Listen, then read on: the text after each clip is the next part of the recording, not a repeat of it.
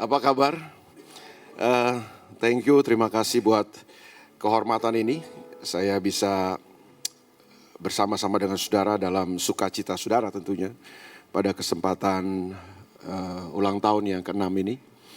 Dan saya ingin mengucapkan selamat ulang tahun buat Lifehouse.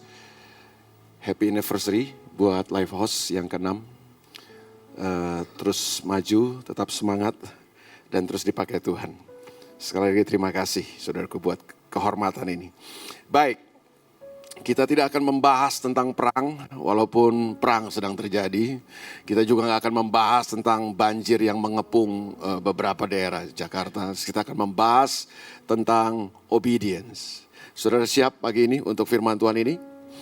Baik, saya mau memulai dari sini. Kalau saudara mempelajari Alkitab, saudara akan menemukan ada dua tema besar, minimal ada dua tema besar daripada Alkitab kita. Mungkin nanti Pastor Wigan dan Pastor Suranta atau Pastor Ruli di tempat ini bisa menemukan tema-tema yang lain. Tapi saya menemukan dua minimal saudaraku, tema besar daripada Alkitab kita. Jadi kalau saudara baca Alkitab, saudara akan menemukan tema ini di sepanjang Alkitab kita. Tema yang pertama adalah Tuhan itu adalah Raja. Katakan dulu sama-sama, Tuhan adalah Raja. Jadi Alkitab kita ini adalah buku tentang kerajaan dan sang Raja. Jadi ini buku kerajaan. Jadi tema ini yang pertama ya, Tuhan adalah Raja. Dan Tuhan yang adalah Raja itu dia punya pemerintahan di sorga. Namanya kerajaan sorga atau kerajaan Allah. Dan dia mau supaya pemerintahannya itu hadir di bumi ini. Jadi saya ulang sekali lagi, ini tema besar Alkitab yang pertama. Tuhan adalah Raja yang berdaulat, yang memerintah, dan dia punya pemerintahan. Waktu saya berkata pemerintahan itu bukan bicara soal tempat, itu bicara soal sistemnya. Jadi yang dimaksud dengan kerajaan sorga itu tentu saudara sudah paham. Pastor Wigan telah menjelaskannya pasti bahwa kerajaan sorga itu bukan bicara tempat kan. Sorga itu soal tempat, kerajaan sorga itu bicara tentang sistem pemerintahan itu kan. Jadi sekali lagi tema besar Alkitab yang pertama adalah Tuhan adalah Raja yang berkuasa, yang berdaulat, yang memerintah, dan dia punya sistem pemerintahan di sorga. Nah sistem pemerintahannya ini yang dia mau hadirkan di bumi ini. Supaya kemudian di bumi ini pemerintahannya hadir, kerajaannya hadir, sehingga bumi ini penuh dengan kemuliaan Tuhan. Kira-kira seperti itu. Itulah tema besar Alkitab kita yang pertama. Dan tema besar Alkitab yang kedua adalah Tuhan yang adalah Raja itu sekaligus juga adalah Tuhan yang adalah kasih. Saya ulang sekali lagi, Tuhan yang adalah Raja itu sekaligus adalah Tuhan yang adalah kasih. Karena dia adalah kasih, dia bukan punya kasih, dia bukan memiliki kasih, dia adalah kasih. Karena dia adalah kasih, maka dia ingin membangun hubungan yang penuh kasih dengan manusia yang dia ciptakan. Itu sebabnya dari sejak awal dia telah memutuskan dan menetapkan menciptakan manusia menurut gambar dan rupanya, supaya dia bisa membangun hubungan, membangun relasi dengan manusia yang dia ciptakan serupa dan segambar dengan dia. Nah, hubungan yang penuh kasih dengan manusia yang dia ciptakan ini, dia ikat di dalam perjanjian. Saya ulang sekali lagi. Tema besar Alkitab yang kedua adalah Tuhan adalah kasih. Jadi dia bukan hanya Raja, Tuhan yang adalah Raja itu sekaligus juga Tuhan yang adalah kasih. Karena dia adalah kasih, dia ingin membangun relasi. Dia ingin membangun hubungan dengan manusia. Dia sudah putuskan itu. Dari semua ciptaannya, tidak ada yang dia temukan di mana dia bisa membangun relasi dan persekutuan dengan ciptaannya. Itu sebabnya dia ciptakan manusia serupa dan segambar dengan dia, supaya kemudian dia bisa membangun hubungan dengan manusia ciptaannya itu. Dan hubungan yang dia bangun dengan manusia itu dia ikat dalam perjanjian. Itu sebabnya kalau sudah mempelajari Alkitab, sudah akan menemukan di sepanjang Alkitab kita ini banyak perjanjian. Mengapa banyak perjanjian? Karena Tuhan kita adalah Tuhan atas perjanjian. Tuhan kita adalah Tuhan yang suka dengan perjanjian. Kapan saja ini saudara ketemu polanya di Alkitab begini. Kapan saja Tuhan ingin melaksanakan rencananya di bumi ini, maka selalu polanya gini. Dia pilih seseorang atau sekelompok orang, lalu kemudian dia ikat perjanjian dengan orang tersebut. Supaya orang tersebut bisa melaksanakan seluruh kehendak dan rencananya di bumi ini. Jadi itu pola Tuhan. Jadi saya ulang sekali lagi, ada dua tema besar Alkitab kita. Yang pertama apa? Baru 2 menit yang lalu saya sampaikan itu, saudaraku, kan. Tuhan adalah Raja yang berkuasa, yang berdaulat. Dia punya pemerintahan di sorga. Dan dia ingin pemerintahnya itu hadir di muka bumi ini. Supaya apa yang ada di sorga bisa terjadi di bumi ini. Itu tema besar Alkitab yang pertama. Tuhan adalah Raja yang berkuasa, yang memerintah. Dan dia punya sistem pemerintahan di sorga. Dan ingin supaya pemerintahnya itu hadir di bumi ini melalui manusia ciptaannya. Oke? Yang kedua, tema yang kedua apa? Tuhan adalah kasih. Karena dia adalah kasih, dia ingin membangun hubungan yang penuh kasih. Siapa yang dia pilih? Untuk dia bisa bangun hubungan yang penuh kasih itu, dia pilih dan dia tetapkan manusia dari sejak awal.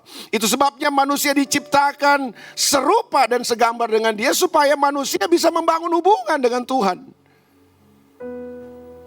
Dan hubungan yang penuh kasih yang dia bangun dengan manusia ini, dia ikat dalam perjanjian. Itu sebabnya di Alkitab kita penuh dengan perjanjian. Oke, sampai di sini sudah bisa mengikuti ya. Jadi ada dua tema besar Alkitab ini.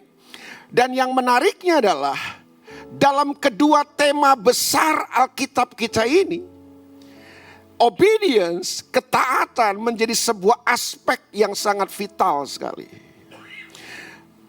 Saudara nggak bisa menyingkirkan ketaatan. Makanya kenapa ketaatan menjadi isu penting di Alkitab? Oh ya, karena saya mengerti dalam dua tema besar Alkitab ini, saudaraku, ketaatan atau obedience menjadi hal yang utama di situ. Yang pertama, kenapa ketaatan itu penting? Karena tema besar Alkitab kita yang pertama apa? Tuhan adalah Raja yang berdaulat, yang memerintah. Dan dia punya pemerintahan di sorga. Dan dia ingin pemerintahnya itu hadir di bumi ini. Dia mau menghadirkan kerajaannya di bumi ini.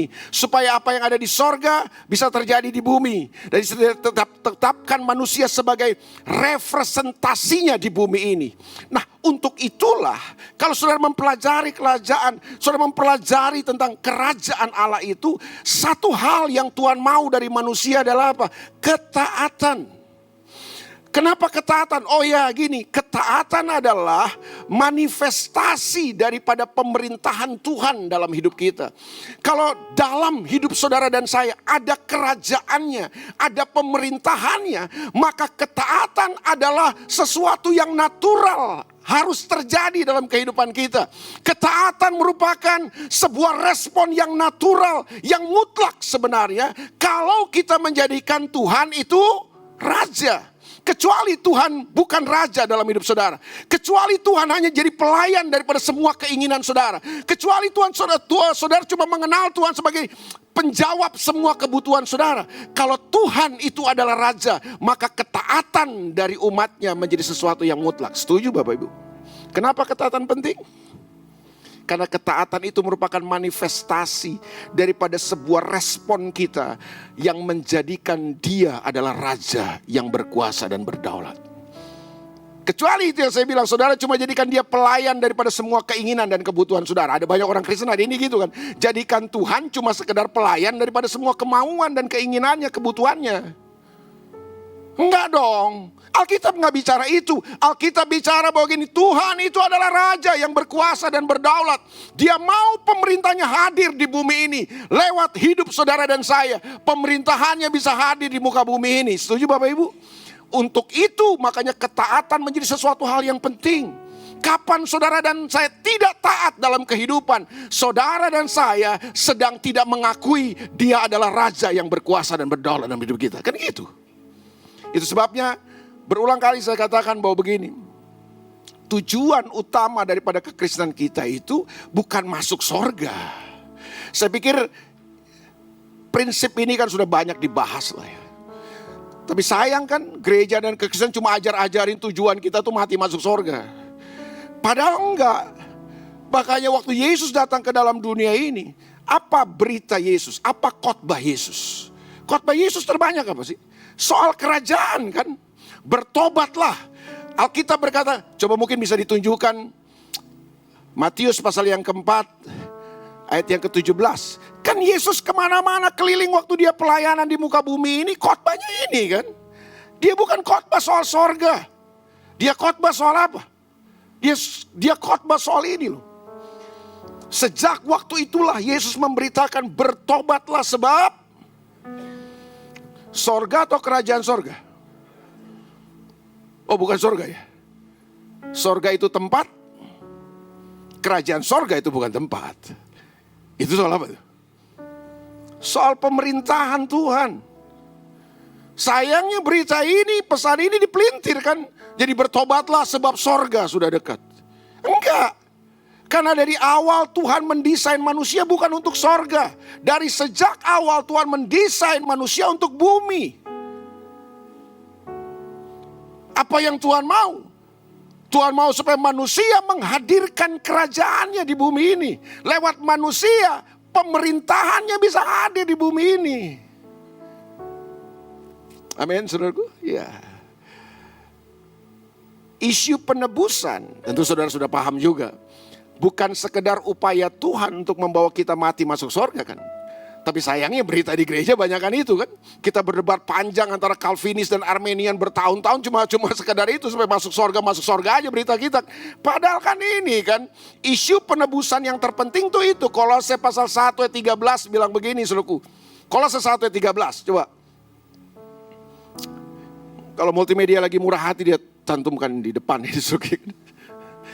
Ia telah melepaskan kita dari kuasa kegelapan dan memindahkan kita ke dalam kerajaan. Apa itu kerajaan?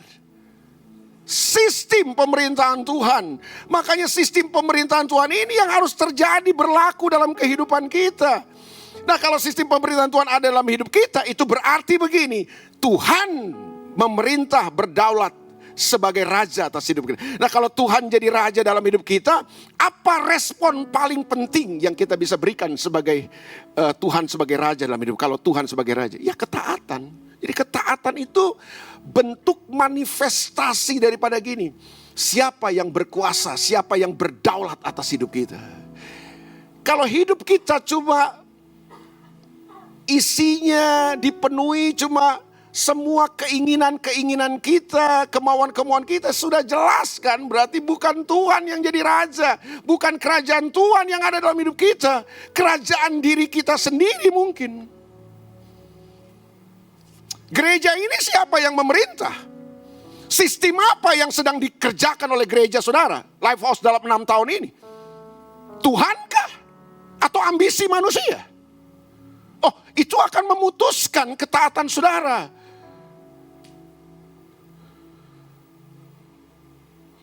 Ada gereja yang cuma jadi event organizing. Yang tiap minggu cuma nyiapin acara. Orang disuruh kumpul nyanyi. 1 lagu lambat, 2 lagu cepat, 2 lagu lambat dengarkan khotbah. Pulang. Tiap minggu kita kerjakan itu. Dan kita pikir udah bagus. Enggak lah. Siapa yang memerintah gereja ini? Kalau Yesus Tuhan yang adalah Raja, kalau kerajaan Allah yang memerintah di gereja ini, maka ketaatan akan menjadi sebuah value yang akan dihidupi oleh orang-orang di dalamnya. Amin. Makanya betul tadi Pastor Wigan bilang salah satu value yang akan diajarkan terus, akan diulang-ulang terus di gereja ini adalah obedience. Karena itu yang saya bilang, obedience itu atau ketaatan itu merupakan manifestasi dari respon kita, iman kita di dalam kita ini, bahwa begini, kita mengakui Yesus Kristus Tuhan adalah Raja yang memerintah dan berdaulat. Siapa Raja dalam hidup saudara? Kalau Yesus, saudara akan jadi pribadi-pribadi yang taat kepada Tuhan. Karena ketaatan itu sesuatu yang natural akan keluar kalau kita jadikan dia Tuhan dan Raja dalam kehidupan kita. Amin. Iya. Tema yang kedua dari Alkitab kita adalah Tuhan adalah kasih. Karena dia adalah kasih, maka dia ingin membangun relasi. Dia ingin membangun hubungan yang penuh kasih dengan manusia ciptaannya itu. Dan hubungannya itu dia ikat di dalam perjanjian. Katakan dulu sama-sama perjanjian. Nah, sayangnya berita-berita gereja masa kini terlalu menitik beratkan pada cuma sekedar Allah adalah kasih atau Tuhan adalah kasih. Mereka tidak masuk ke dalam sesuatu yang mengikat hubungan kasih Tuhan kepada kita itu. Tuhan itu yang saya bilang akan membangun, ya, dia mengasihi saudara dan saya. Tapi dia ingin membangun sebuah hubungan yang penuh kasih dengan kita dan dia ikat dalam perjanjian. Kita buang perjanjiannya, kita cuma kasih-kasih aja. Makanya ketika beberapa waktu lalu muncul kan pengajaran-pengajaran itu, orang bingung akhirnya. Kok hanya karena ada orang yang tidak mau percaya kepada dan menerima kasih Tuhan dihukum di neraka? Itu saya bilang, karena mereka cuma sampai kepada Tuhan atau Allah itu adalah kasih. Kalau Tuhan adalah kasih, kenapa dia menghukum orang? Kalau Tuhan adalah kasih, kenapa dia membuang orang-orang yang tidak percaya kepada ke neraka? Kan gak masuk akal menurut mereka. Ya itu yang saya bilang, karena mereka mempelajari cuma sampai di Tuhan adalah kasih. Padahal Tuhan adalah kasih itu betul. Tapi dia yang adalah kasih itu, dia ingin membangun hubungan dengan manusia yang dia ciptakan itu, hubungan yang penuh kasih dan dia ikat dalam perjanjiannya. Makanya Alkitab kita penuh dengan perjanjian. Nah, apa bedanya perjanjian dengan janji? Orang Kristen masa kini bukan Lifehouse ya. Kalau Lifehouse sih suka dengan perjanjian. Tapi kalau orang Kristen yang lain lebih suka promise daripada covenant. Akhirnya gini, fokus kita cuma diarahkan kepada promise. Kita suka dengan janji Tuhan. Kita mau mengalami janjinya. Bahkan kita diajarkan untuk klaim janji Tuhan. Apa-apa klaim. Tuhan kayak asuransi aja, kita klaim terus. Ya kan? Kita sedang klaim, bahkan diajar, klaim janji Tuhan. Ntar dulu dong. Janji, promise Tuhan, itu adalah bagian daripada perjanjiannya. Orang suka promise-nya, tapi gak suka covenant, gimana? Saudara tahu yang namanya perjanjian ya? Perjanjian itu kesepakatan dua pihak. Perjanjian tidak pernah melibatkan sepihak. Perjanjian itu selalu melibatkan dua belah pihak. Di mana pihak yang pertama punya bagian, punya tanggung jawab yang akan dikerjakan. Pihak kedua punya bagian dan tanggung jawab yang harus dikerjakan. Nah, sayangnya itu yang saya bilang, kita culas kemudian. Kita tidak fair. Kita kepengen Tuhan mengerjakan bagiannya dalam hidup kita. Kita tidak pernah kerjakan bagian kita. Mengerjakan bagian kita, mengerjakan tanggung jawab kita dalam perjanjian dengan Tuhan itu penting. Dan itu yang disebut dengan ketaatan. Berarti gini, ketaatan adalah manifestasi daripada hubungan kita dengan Tuhan yang dia ikat dalam perjanjian. Betul gak sih saudara? Kita sayang itu, kita suka mujizatnya, kita suka janji Tuhan dinyatakan. Kalau kita sakit dia tolong, dia sembuhkan. Kalau kita susah dia hiburkan. Kalau kita apa lagi, kita bangkrut dia bikin kita kaya lagi. Kita suka dengan janji Tuhan, tapi kita tidak suka hidup dalam perjanjiannya. Gimana bisa seperti itu? Saudara akan mengalami janji Tuhan, pasti. Janji Tuhan itu saudara tidak perlu ragukan. Dia bukan manusia, dia Tuhan yang tidak pernah berdusta, kata Alkitab, amin. Kalau dia berjanji, dia pasti menggenapinya. Dia selalu always, tidak pernah never untuk menggenapi janjinya. Dia bukan manusia yang bisa berdusta, kata Alkitab. Jadi saudara gak usah ragukan, Tuhan pasti kerjakan bagiannya. Bagian Tuhan memberkati saudara, menyembuhkan saudara, menolong saudara, menuntun saudara, menyertai saudara. Itu tanggung jawab Tuhan, bagian Tuhan. Dia pasti kerjakan. Dia bukan manusia. Dia bukan laki-laki seperti laki-laki di dunia ini. Kan ada pepatah tuh di dunia ini kan, tentang laki-laki. Terang bulan, terang dikali. Buaya nimbul, disangka mati. Jangan percaya, mulutlah laki. Kalau berjanji, gampang mengingkari. Itu laki-laki di luar. Kalau laki-laki di Lifehouse, semua seperti Kristus. Setia dengan janjinya, amin. Itu yang saya bilang, pepatah itu laki-laki di luar, Pastor Wigan. Kalau laki-laki di Lifehouse dari wajah kelihatan serupa Kristus. Sama seperti Kristus dan firman-Nya. Demikianlah para pria Lifehouse dengan perkataannya. Semoga. Iya kan? Tuhan bukan kayak laki-laki yang janji gampang mengingkari. Makanya kan banyak korban laki-laki katanya kan gitu kan. Karena itu pepatah itu tuh, terang bulan terang di kali itu. Pasti Pastor Suranta tahu lah itu. Tidak perlu diajar lagi saudara kan. Beliau tahu lah soal itu saudara. Tapi ini yang saya mau beritahu sama saudara. Kalau Tuhan gak bakal miss dengan apa yang dia telah janjikan. Pertanyaan pentingnya adalah gimana kita? Tuhan pasti kerjakan bagiannya, tanggung jawabnya. Nah saudara saya kerjakan tanggung jawab kita? Harus dong.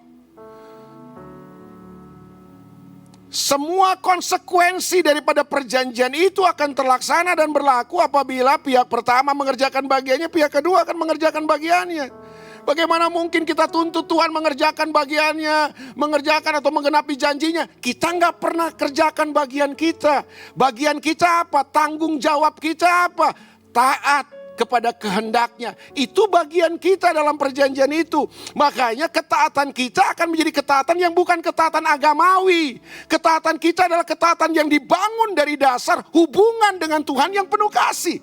Betul nggak sih saudaraku? Ketaatan agamawi kan banyak yang di luar sana, kita ambil contoh. Mereka taat untuk dilihat.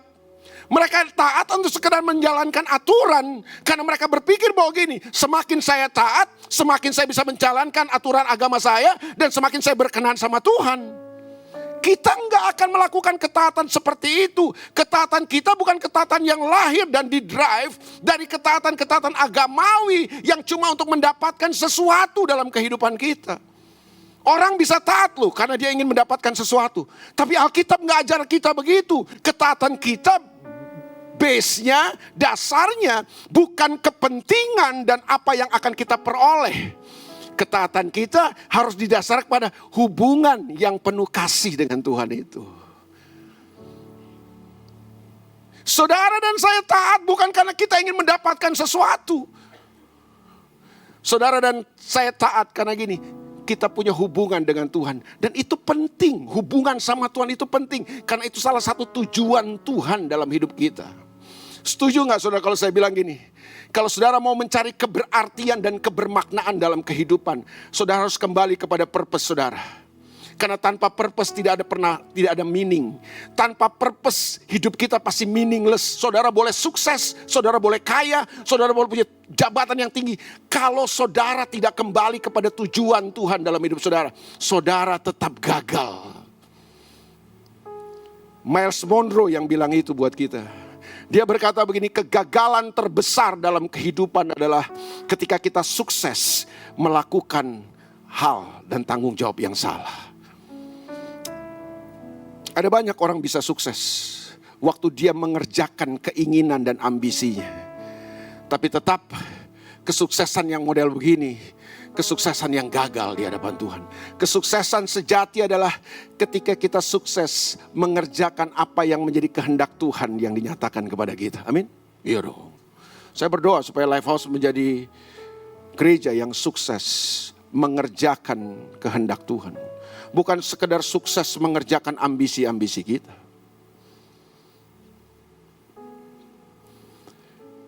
Makanya gini, ketaatan kita kepada kehendak Tuhan itu merupakan satu hal yang penting buat saya. Amin, saudara. Setuju nggak saudara? Bahwa saudara jangan harapkan tanggung jawab dari seorang kanak-kanak, betul? Tapi seorang yang bertumbuh dewasa, apa yang membedakan kekanak-kanakan dengan kedewasaan sih? Orang dewasa itu orang yang bisa mengerti tanggung jawab dan mengerjakannya dalam kehidupan. Makanya menikah itu bukan buat seorang yang kanak-kanak. Ada orang umurnya banyak, tapi kelakuan kekanak-kanakan, sifat kekanak-kanakan. Maksudnya apa sih? Dia tidak bertanggung jawab. Karena dalam pemuritan pria sejati itu ada motonya, itu ada tagline itu kan. Pastor Suranta pasti tahu lah itu dia. Kedewasaan tidak pernah diukur dari usia. Kedewasaan itu diukur dari kesediaan kita mengambil tanggung jawab. Jadi tanggung jawab kita akan menentukan kedewasaan. Ada orang umurnya banyak. Saya gak mau bilang tua lah. Ntar banyak yang tersinggung ya kan. Banyak orang umurnya banyak. Secara umur banyak. Tapi kanak-kanak. Kalau saudara mau bertumbuh jadi dewasa, bukan masalah umur, Tapi masalah gini, saudara mau mengambil tanggung jawab nggak dalam kehidupan? Amin. Ya, usia Life House masih 6 tahun. Tapi saya percaya saudara bisa jadi gereja yang dewasa. Kapan saudara jadi gereja yang dewasa? Waktu saudara mengambil tanggung jawab dalam kehidupan. Apa tanggung jawab kita? Mengerjakan kehendak Tuhan. Itu tanggung jawab kita. Karena yang terpenting buat Tuhan itu adalah kehendaknya dinyatakan kan. Itu hal yang terpenting buat Tuhan loh. Apa sih hal yang terpenting buat Tuhan? Kehendaknya dinyatakan. Nah berarti yang terpenting buat kita apa? Mengerjakan kehendak Tuhan dalam kehidupan. Itu jadi hal yang terpenting. Itu tanggung jawab kita dalam perjanjian dengan Tuhan itu. Dalam hubungan yang penuh kasih dengan Tuhan, tanggung jawab kita itu adalah mengerjakan kehendak Tuhan. Nah mengerjakan kehendak Tuhan, menuntaskan kehendak Tuhan itu apa namanya? Obedience itu namanya. Jadi waktu saudara tidak menemukan kehendak Tuhan dalam hidup saudara dan mengerjakannya, saudara tidak taat berarti. Waktu saudara tidak taat, saudara tidak mengasihi Tuhan berarti. Saudara hidup di luar perjanjian Tuhan. Kita kanak-kanak terus. Nah saya berdoa supaya Life House bertumbuh menjadi gereja yang dewasa. Gereja yang menemukan kehendak Tuhan dan mengerjakannya dalam ketaatan yang sejati kepada Tuhan. Amin. Bukan sekedar untuk mendapatkan sesuatu, tapi kita taat karena kita mengerti kehendak Tuhan. Dan kita mengasihi Tuhan dalam hidup kita. Itu. Saya sudah mau selesai. 1 Petrus pasal 4 ayat yang pertama. Saya mau akhiri dengan ini, saudaraku. 1 Petrus pasal yang keempat ayat yang pertama. Jadi, karena Kristus telah menderita penderitaan badani, kamu pun harus juga mempersenjatai dirimu dengan pikiran yang demikian. Karena barang siapa telah menderita penderitaan badani, ia telah berhenti berbuat. Apa maksud ayat ini, saudaraku? Maksudnya gini, Kristus jadi teladan kita. Bahwa dalam hidupnya, waktu dia melayani di muka bumi ini, bagian terpenting dalam hidup Yesus, hal yang terpenting buat Yesus bukan mengerjakan kehendaknya, bukan mewujudkan kehendaknya, tapi hal yang terpenting waktu Yesus datang dan melayani di muka bumi ini adalah mengerjakan kehendak Bapanya di sorga.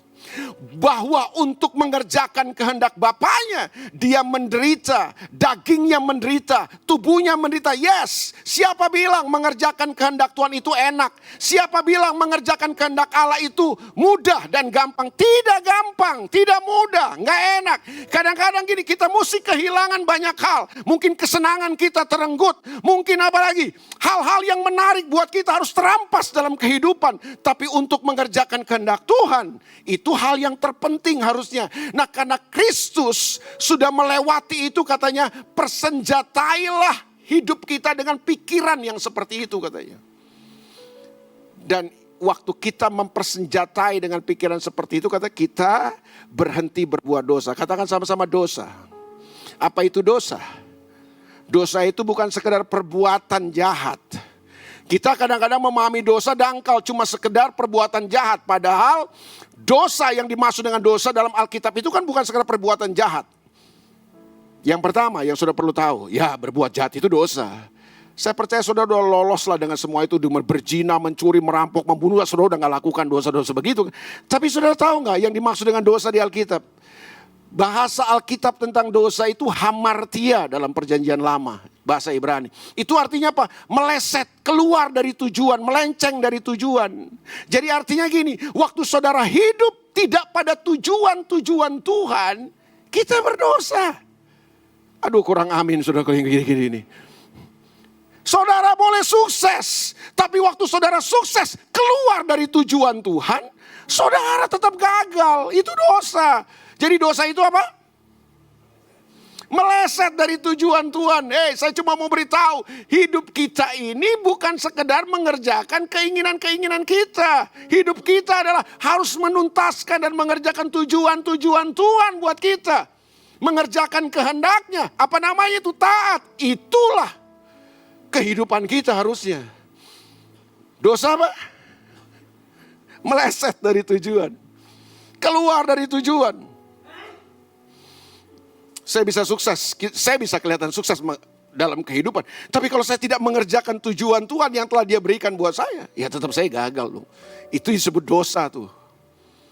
Yang kedua, yang terakhir. Apa itu dosa?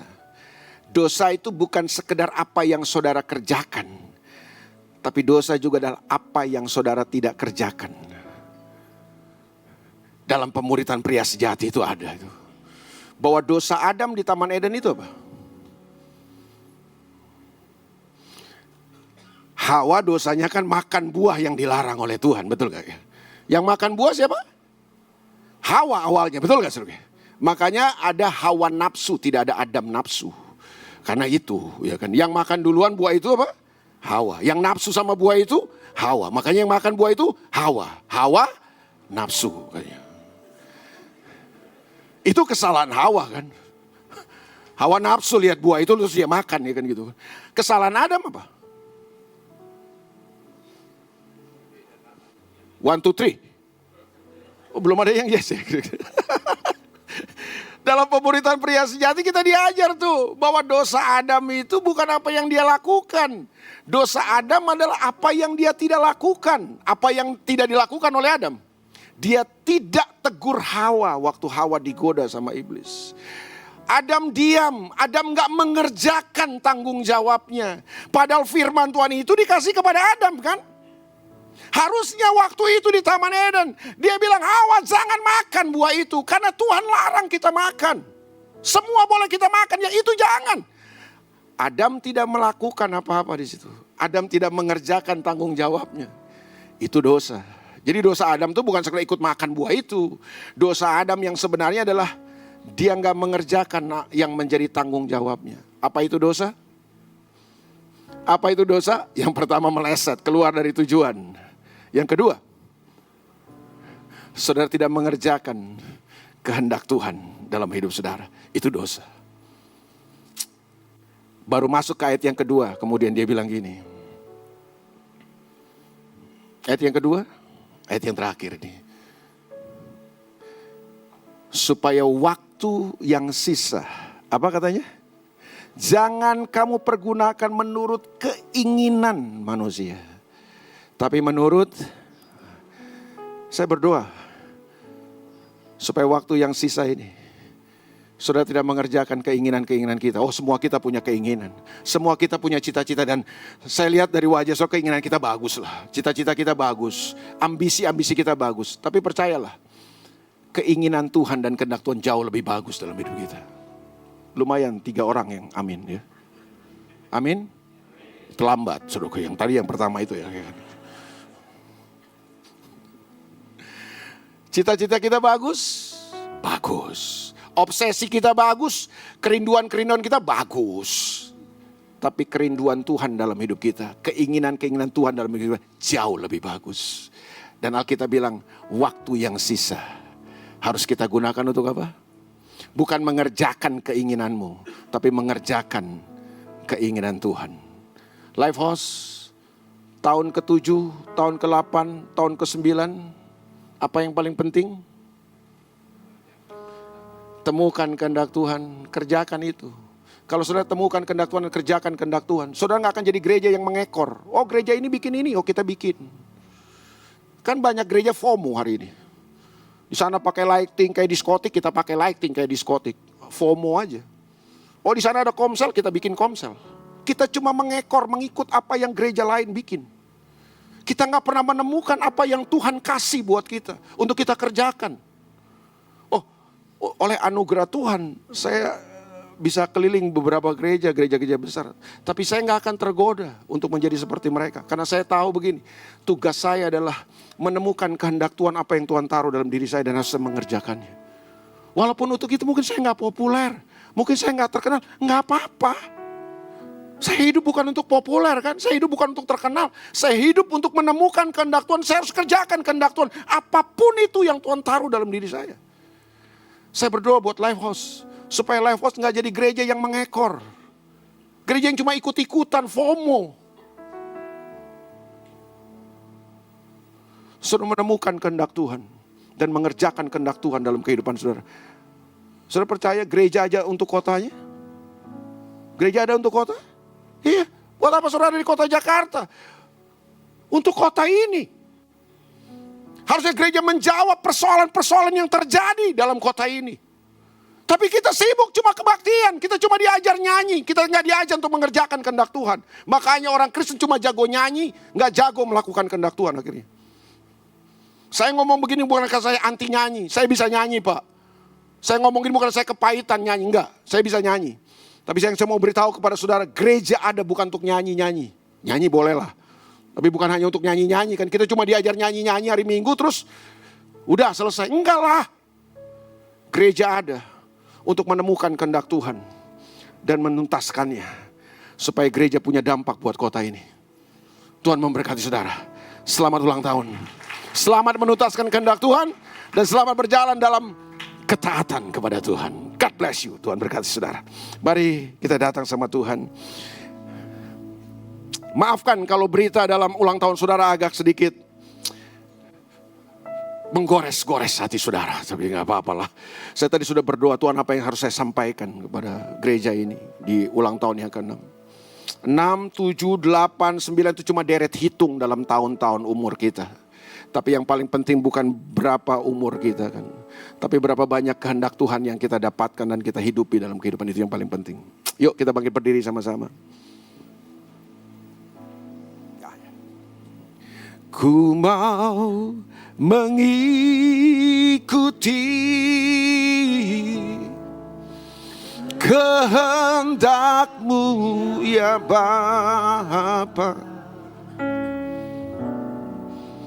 Ku mau selalu menyenangkan.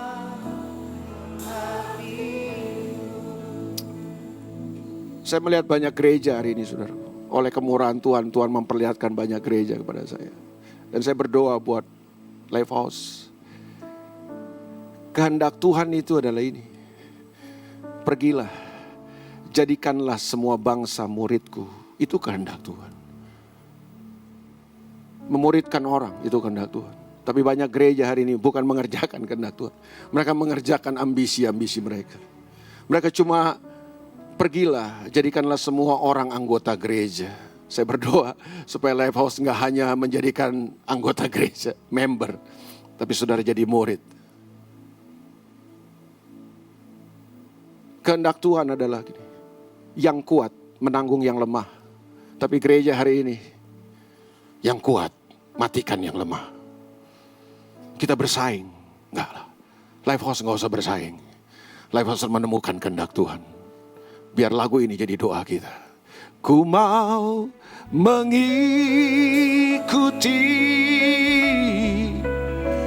kehendak-Mu ya Bapa. Ku mau selalu menyenangkan hati-Mu. Oh, ku mau mengikuti.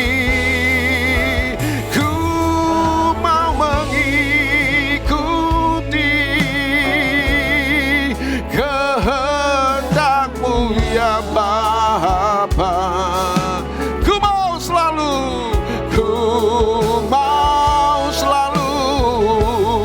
menyenangkan.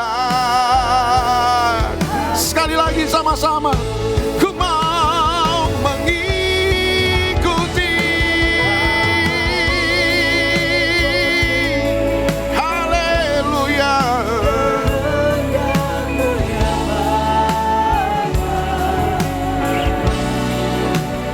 Ku mau selalu menyenangkan.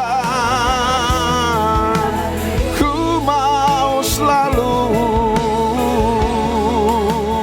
Ku mau selalu menyenangkan. Hanya hati-Mu Tuhan. Ku mau menyenangkan hati-Mu. Menyenangkan hati-Mu.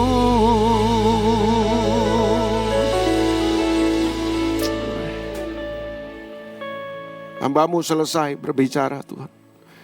Tapi biar Tuhan bicara lebih jelas, lebih clear, lebih tajam dan lebih kuat buat gereja-Mu ini Tuhan. Kau mengasihi Lifehouse. Dan aku percaya Kau punya tujuan-tujuan. Gereja ini Engkau bangun Tuhan. Gereja ini ada. Dan biarlah mereka menemukan kehendak Tuhan. Dan mereka menuntaskannya dalam kehidupan. Sehingga keberadaan gereja ini bukan sekedar mereka ada memenuhi kota ini. Tapi biar mereka bisa menjadi jawaban atas kota ini. Menghadirkan kerajaan-Mu di kota ini. Dan ambil tanggung jawab yang Tuhan taruh buat kota ini. Terima kasih Tuhan Yesus. Meteraikan firman-Mu. Kau paling mengerti apa yang menjadi kehendak-Mu dalam kehidupan kami. Dan Kau yang paling mengerti apa yang menjadi pergumulan-pergumulan umat-Mu satu persatu. Biar obedience, ketaatan menjadi hal yang penting untuk kami bangun dalam kehidupan kami. Bahwa hidup kami bukan cerita tentang kami mengejar ambisi-ambisi dan keinginan kami. Tapi biar cerita hidup kami adalah cerita tentang bagaimana kami mengejar tujuan-tujuan Tuhan dalam kehidupan kami. Ampuni kami kalau selama ini banyak waktu yang kami pakai cuma untuk mengejar keinginan-keinginan kami dan kami abai akan kehendak-Mu. Ampuni kami. Biar hari ini kami bertumbuh jadi orang-orang yang taat, bertanggung jawab dalam kehidupan. Kami bertumbuh menjadi dewasa, menemukan kehendak Tuhan dalam kehidupan kami dan kami mengerjakannya sebagai suami, sebagai istri, sebagai orang tua, sebagai anak muda, sebagai businessman, sebagai pelayan Tuhan, sebagai hamba Tuhan, sebagai apapun. Kami menjadi apapun yang mengerjakan kehendak Tuhan dalam kehidupan kami. Berkati umat-Mu, berkati Lifehouse. Dalam nama Yesus kami berdoa. Amin. Tuhan berkati saudara.